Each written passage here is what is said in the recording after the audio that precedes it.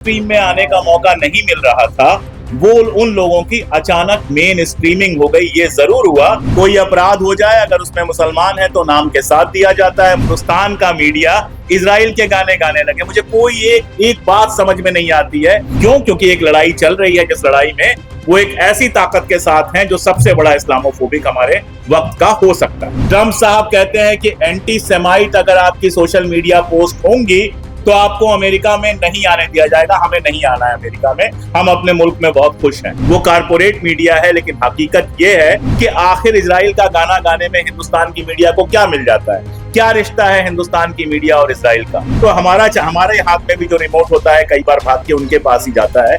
इस हद तक की मेन स्ट्रीमिंग तो हुई है।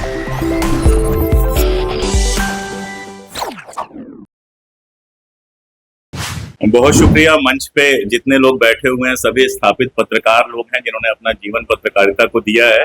मैं तो इतना पत्रकार भी नहीं हूं कि प्रेस क्लब का मेंबर हो सकूं, मैं एकदम भी पत्रकार नहीं हूं, लेकिन हाँ कुछ चीजें हैं जो मैं जरूर शेयर करना चाहूंगा। इस्लामोफोबिया पे बात हो रही थी।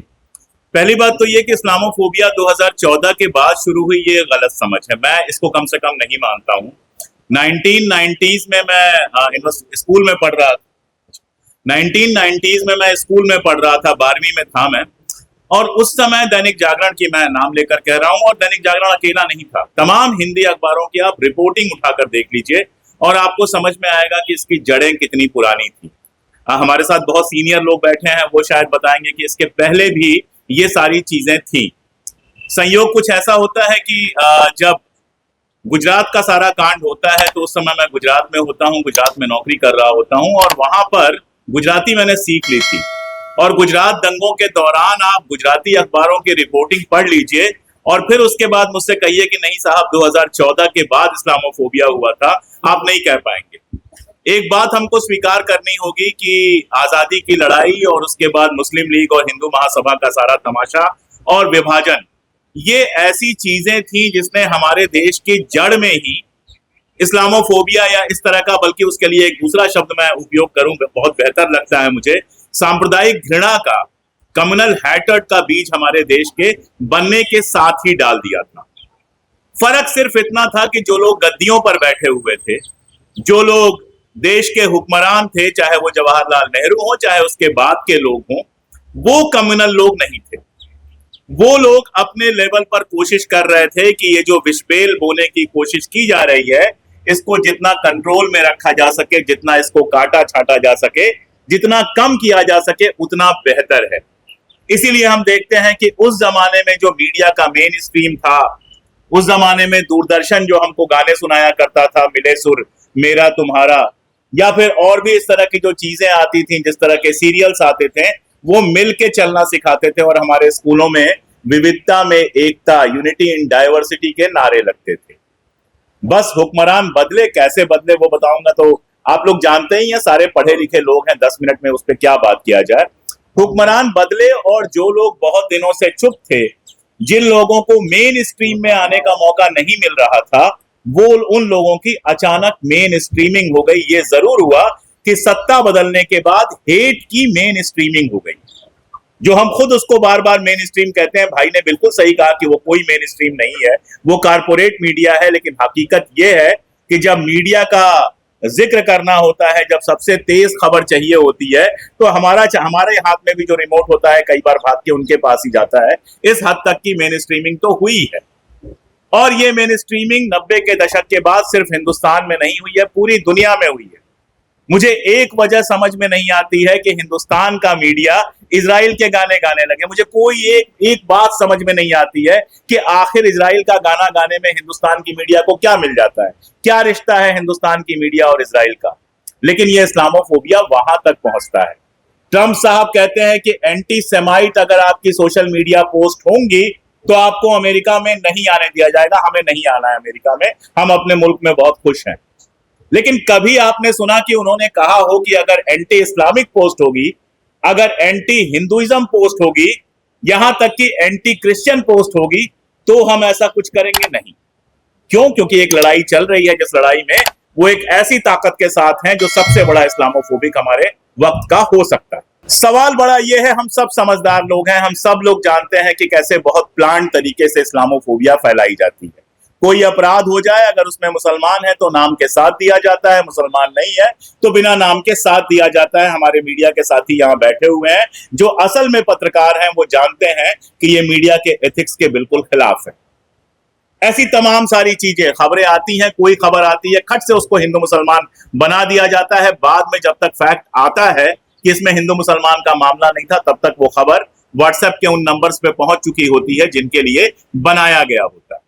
सवाल यही है कि इसका मुकाबला कैसे करें। मैं लगातार सोचता हूं कि इसका मुकाबला कैसे किया जा सकता है। एक तो ये तरीका है मुकाबला करने का, हम सब ने जिसको जहां मौका मिला छोटे छोटे मंच बनाए और अपनी बातें रखनी शुरू हुई, लेकिन इस मंच का भी एक खतरा है और वो बड़ा खतरा है, वो हमें लगातार समझना चाहिए। ये मंच भी चलता है व्यूज पर, ये मंच भी चलता है मोनेटाइजेशन पर, ये मंच भी चलता है वायरल पर। और इस वायरल के चक्कर में कई बार हम उनकी मदद तो नहीं कर रहे हैं, इस बात को हमें समझना चाहिए। जैसे मैं एक छोटा सा एग्जांपल देता हूं, दिल्ली में 3-4 लड़कों का एक ग्रुप है। हर 3-4 महीने पे उनका काम यह होता है कि एक किसी औरंगजेब रोड को, किसी अकबर रोड को, किसी इस तरह की रोड को वो काला करते हैं, उसके ऊपर स्प्रे से कोई और रोड लिखते हैं, खुद ही वीडियो बनाते हैं और खुद ही चला देते हैं। यकीन जानिए कि अगर उन वीडियोस को हम लोग एंटरटेन करना छोड़ दें, अगर उन वीडियोस पे हम लोग सनसनीखेज शीर्षक लगाकर नए वीडियोस बनाना बंद कर दें, तो उसकी वैल्यू कुछ नहीं है। अगले दिन उनकी सफाई हो जाती है और ओरिजिनल नाम लग जाता है। लेकिन जब हम ये करते हैं तो वो वायरल होते हैं, हीरो बनते हैं, अगली बार फिर जाके करते हैं। आप सोच के देखिए कि नोएडा में बैठ के एक बच्ची जो है या एक महिला जो है वो ऑर्डर करती हैं बिरयानी, उनका कहना है वेज बिरयानी ऑर्डर करती हैं।